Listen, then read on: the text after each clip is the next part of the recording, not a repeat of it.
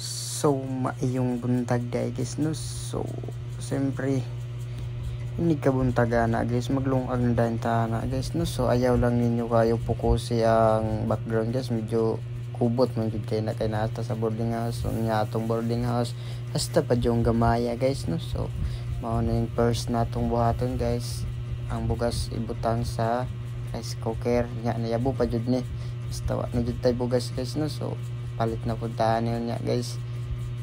So ako na po yung finance ani guys, kaya akong kauban na ning finance na food guys no.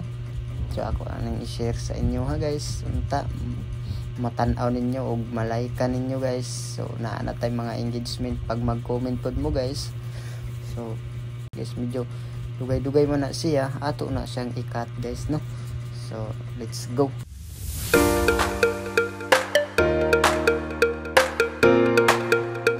Sa atong pagkat ani guys, so naman nun dali-dali na kayo niya. So tara guys, gidala-dala na nato ang rice cooker guys. So gato sa nang trapuhan ang lubot kay basa man para dili madaot atong rice cooker guys no.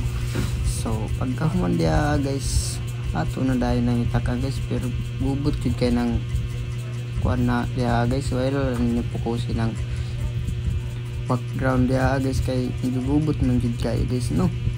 So ara guys, so karon ito ng trapuhan nga atong isaksak dia guys no. So ta ma-appreciate ninyong video guys, so mag-comment mo or i-follow na lang ko ninyo guys. Daghang kayo salamat guys no. So thank you.